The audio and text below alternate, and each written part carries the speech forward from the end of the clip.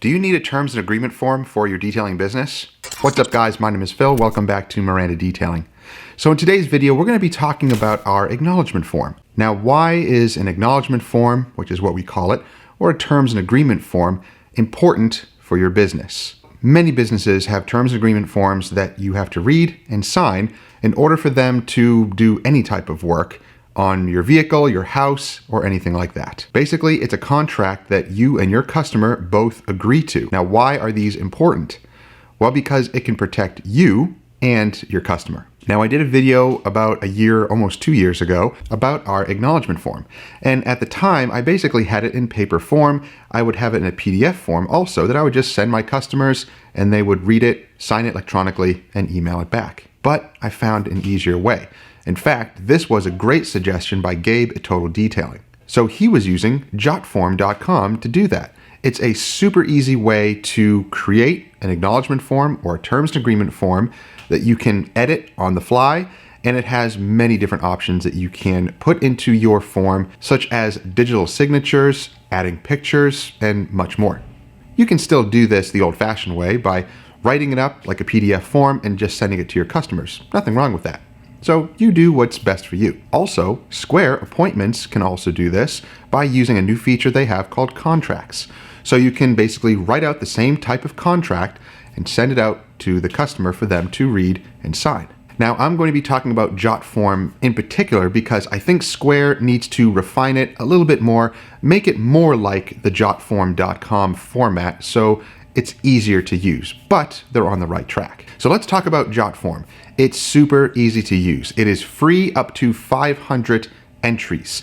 So I think there's a couple different ways around that. Basically, it's up to 500 customers or entries that they save on their cloud. You can pay for extra subscriptions if you want to continue to use that. You could also simply keep a backup of that form on your own folder on your own computer. Basically download the form with the signature and keep a copy of it.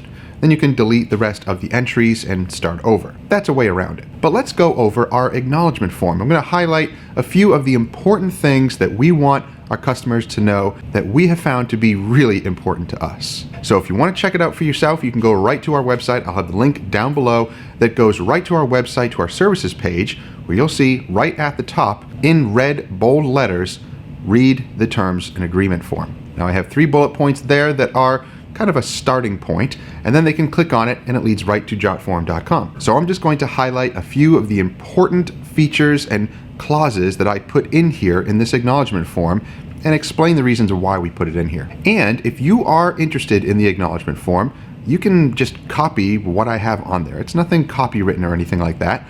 I basically curated all these different terms and clauses from different businesses and kind of made them my own. Plus, we added a bunch of other clauses that are things that we have experienced throughout the years, and we put them in here.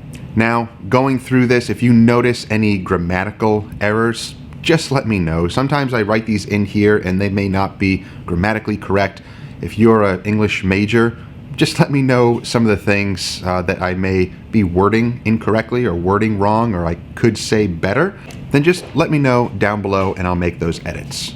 Now, the very first thing that I put on this acknowledgement form might seem obvious, but it's something that you need to talk to your customer about and you need to inform them about, especially if you're mobile. Sometimes we just forget about these things, and sometimes the customer forgets. The very first thing that we talk about here is if we're providing a mobile service, we expect to have the following: an ample amount of space to perform our service, permission to be on premises if you are not the owner, and a safe location as well as safe conditions to service your vehicle. I know it sounds obvious, but sometimes the customer just forgets about that. They may be working at an office building and you come on location and fail to realize that there's security on location that will just kick you out. You don't have the permission to be there. So sometimes that happens. It's happened to us a few times, and now we have to tell the customer, do we have permission to be on site? So the customer may have to actually go to his boss or his manager or whatever to get appropriate permissions. That can ruin your day. When you get there on site, you can't do the work because, well, security kicked you out. And same goes for their residence. Maybe you get to their residence and That's not conducive. They have a super steep driveway, and you can't pull your trailer up there, and you really can't work down on the road because it's too dangerous. So not really an ideal location. So you have to think about all those things. Usually these things, some of the points here that we're going to be talking about, you need to talk about on the phone with your customer or face-to-face. Ask them these questions. So think about all that stuff beforehand, kind of build a mental outline when you're talking to the customer, and bring up some of those points. Now here's another one, point 16. Due to child safety, we will not remove or replace car seats under any circumstances. We ask that our clients remove car seats and booster seats before we arrive. Should the car seat be left in the vehicle, we will do our best to clean around the car seat, but can't promise your total satisfaction. That's an important one. When dealing with car seats, child seats, you don't want to mess with those. At least we don't. So we tell the customer, if we remove them, it's your responsibility to put them back. We will not connect them because that's on you. That's your child, it's your child's seat, that's your safety involved. So we can remove it, but we will not reconnect it because, well, liability could be on us if anything were to happen in an accident. That may be up to you, but for us, that's way too much responsibility. That's way too much liability to reconnect a car seat.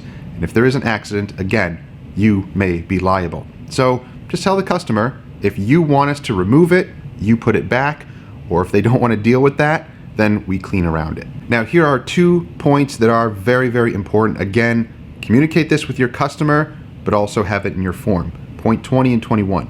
Pet hair and sand are 2 of the toughest items to remove from a vehicle with normal vacuuming. The removal of either element is not guaranteed with any of our service offerings. However, on most occasions, we are successful at removing visual traces of both elements. I know it's kind of a fancy way of saying that, but basically when you're dealing with pet hair or sand, those are difficult things. And if you've been in the detailing business for any amount of time and you've encountered that, you know exactly what I'm talking about. For you guys who are just getting into it and you haven't encountered it yet, this would be good to have in there because you will at some point encounter it and you'll know exactly what we're talking about. Add that in there because people just want miracles. They want their vehicle to look perfect, and that's unrealistic. So many detailers talk about maintaining customer expectations and make sure that it is reasonable. There are many different variables, many different situations with every single vehicle and different customers, so not every detail is going to be the same. So you need to keep all those things in mind. You can't promise that everything will come out. That goes with stains. The next point says we make no promises when it comes to the removal of stains and or odors from vehicles. We aim to please, so we will try our best. Please be aware that some upholstery and carpets are beyond cleaning and may not completely clean up as expected. Some stains are permanent. We may consult you on what can and cannot be done in regard to your vehicle's interior. So again, good to have that in there because some things just will not come out. Sometimes they will. You look at a job and you don't think any of that is going to come out. You start cleaning and everything comes out near 100%. That's kind of a rarity. Usually there's going to be some stains or something on cloth and carpet that will not come out, so you need to communicate that to your customer. Same goes with odors. Odors are really tough to remove, and detailing or cleaning alone are not going to remove them. So when it comes to odor removal, we inform the customer of that, and if they want true odor removal, we refer them to a company called the Interior Guys here locally. They specialize in thermal fogging and ozone treatments, and if needed, you may need to remove the seats and remove the carpet to get to underlying problems in the vehicle that are causing those odors. So again, we let a separate company handle that for now. Now here's a very important point that we put in here recently, number 25. We will only clean engine bays and sunroof or moonroofs upon request. Now why put that in there? So we wrote in here, we are not responsible for any mechanical or electrical problems when cleaning engine bays and sunroof or moonroofs due to areas simply getting wet from the washing and cleaning process. Please make sure your vehicle is in good mechanical and electrical working order. There is no way of knowing of these problems before we begin, so please understand that if issues do arise after our detailing process, we will not be held responsible. That's an important point, especially with engine bays and sunroofs. Now, engine bays, if you want to stay away from them completely, that's up to you. but those are going to be sealed. I know some of the newer GM vehicles, I've heard people say that they shouldn't power wash and they shouldn't clean them. I don't know why they're saying that. It doesn't make sense. All of the newer engines and vehicles are going to be sealed, even the older ones. Tread with caution when you're doing engines, but understand that also. You don't have to be afraid of that, but definitely inform the customer. Now, what about sunroofs or moonroofs? Why be careful about those? Well, if they haven't been opened in a while and you're in an area where there is extreme heat and humidity, those rubber seals are going to eventually dry out and break. So once you break that seal by opening the sunroof to clean the tracks in there, putting it back could cause leaks. You may not see it right away, but those seals may be rotted out or just not holding their seal properly like they used to before, and they will cause leaks. So be really careful about sunroofs and moonroofs. When you're cracking them open, if you hear that crack release sound of the rubber and the gaskets kind of releasing, you could run into problems. Ask the customer, do you use this sunroof or moonroof often? That way, at least maybe the seals are fresh and they're not going to break or crack on you. Because if they haven't been opened in years, you may run into leaking. So have that in your acknowledgement form. Same goes with something like the headliner. Headliners can be really tricky. Some of them are hardy and you can clean them aggressively, but some of them are not.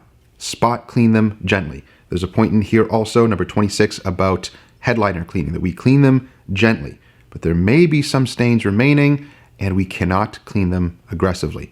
If they choose to clean them on their own aggressively and everything looks great, well, it's a gamble, because in high humidity and heat areas, again, that glue that's behind the headliner could reactivate, soften, and cause sagging. It happens all the time when people aggressively clean their headliners. We know that because consulting with the interior guys who do all sorts of interior repairs, they understand that's exactly what happens.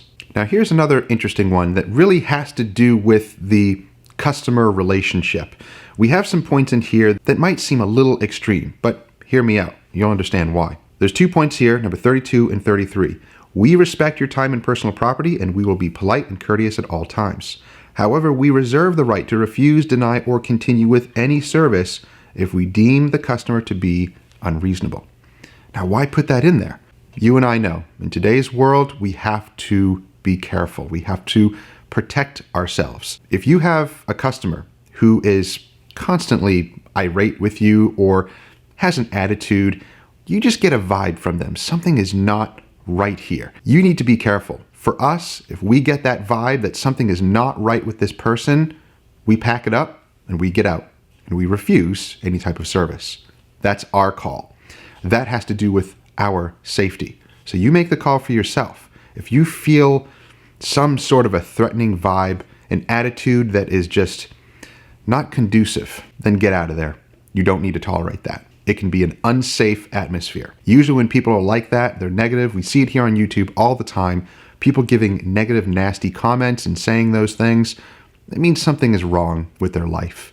So it may not be their fault, or maybe they're just a horrible human being. Either way, stay away from them. People like that could actually cause a lot of problems in your life. Be polite, be courteous, stay clear, block them if you need to from emails and calls. Just get away from them completely. We've had to do that to quite a few people because we just sense something incorrect or they've said or done something that was over the line. We cut them off completely. You need to do that to keep yourself protected. Now, on the jotform.com website, you can customize these forms to do almost anything. So here are the two last things that we have. We have some check boxes or yes and no boxes that the customer has to choose before he can even submit the form. He has to fill out name, phone number, those type of contact information forms. And also, there's a point here, there is a please upload a picture part here. So you can actually have them upload pictures of their vehicle and you can keep everything here on your documents. So some of the two last things here that they have to click yes or no to is, do you want to include engine cleaning, like we talked about before, and the sunroof cleaning, accepting all and any responsibility for possible damage? Yes or no. Recently, we've been having a lot of people say no to that, which is kind of nice. We don't even have to worry about the engine at all. Cut that completely out. And have you read all of this acknowledgement form? Just put that in there. Click yes or no. Because again, is this going to be a perfectly ironclad legal binding document? Not really, but it is good to have. If this happens, where they sue you or they bring it to court for whatever reason, and they're trying to get something from you, trying to say that you did something, well, this can protect you. Again, if you want to get a lawyer to look over this and get it notarized or whatever you need to do to make it a ironclad legal document, you can go that far. But usually when you send this to the customer and they read it and they sign it, they're going to understand. It's not to put fear into them or to make them afraid. It's to help them to understand that you are serious. You have a business to run, you need to protect yourself, and it also lets the customer know that you're looking out for them as well. So at the end of the agreement, you again have a little checkbox here that I agree to the terms, and then they can digitally sign it. Once they hit submit, it emails a copy to both them and you so that you have this copy for your documents. If you want to get your hands on an acknowledgement form like this, again, just let me know. I can give it to you in a paper form, in a Word document, or you can just copy and paste what you see here and put it into the jotform.com or whatever way or means that you have of sending your customer a contract or some sort of an agreement form or acknowledgement form like we have here. Again, it's going to protect you. It's going to outline all the specific things that we may encounter or you may encounter on the job. Now, again, if you see anything here that you want to add or maybe reword, maybe things that you have come across, let me know down below. Maybe I'll add some of those to this. I'm constantly adding to it. And usually each year, I need to actually date that. That's another thing I need to put on here. Each year, we should resend them to even our repeat customers or our regular customers just to reiterate and update the form, because there may be some new things on there that we added throughout the year that kind of outdates the old form. So it is good once a year to update it and send it to your customers, new or regular. Again, keep things updated. So let me know if that helps. I hope it does. I know it's helped us a lot. Customers read that and they actually appreciate it. So if you've enjoyed the video, give it a thumbs up. Don't forget to subscribe and click that bell so you don't miss stuff. And we'll see you guys next time. Have a great week.